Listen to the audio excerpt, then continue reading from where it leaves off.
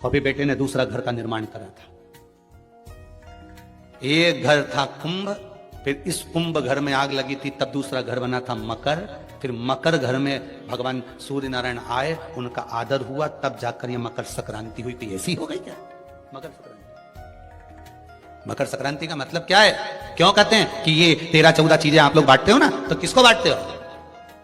तुमसे छोटी उम्र वाले को बांटोगे? सास के बहू को देगी समान? सास बहू को देती है क्या समान? नहीं। बहू किसको देती है? सास को। बहू किसको देती है? जेठानी को। बहू समान किसको देती है? ननन को। बहू समान किसको देती है? कोई मोहल्ले में कोई बड़ी उम्र की कोई बहुएं हो, बड़ी उम्र के जो लोग हों, तो सौभाग्यवती नारी हो, उसको ये 13-14 चीजें दी जाती है। जो भी आप बांटते हो, टीकी का पत्ता हो, सिंदूर की डिब्बी हो, मेहंदी हो, कोण हो, जो भी आप बांट रहे हो, लाली भी बांट देते कहीं कहीं, तो उनका क्या है? तो ये जो चीज आप लोग बांटते हो, ये किसको देते हो आप लोग? किसको प्रदान करते हो? छोटे को नहीं, घर से बड़े को, जो आपके अवस्था से बड़े हैं, जो आपसे बड़े हैं, आप उनको दे दें। क्यों देते हैं बड़ों को? यहां आदर का भाव दिखाया गया, यहां आदर दिखाया गया कि यहां कुंभ में शनि महाराज अपने घर में रह रहे थे, सूर्य नारायण भगवान का आगमन हुआ, आज बेटे से मिलने का भाव जागृत हुआ और कुंभ में प्रवेश करे।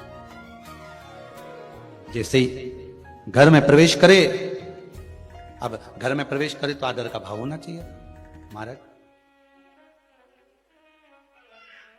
आदर का भाव प्रकट होना चाहिए।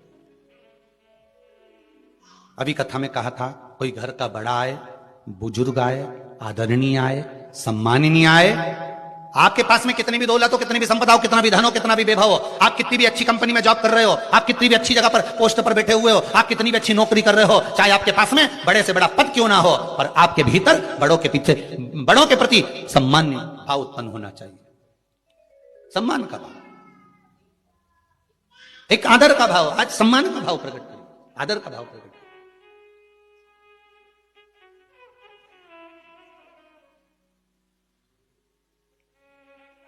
महाराज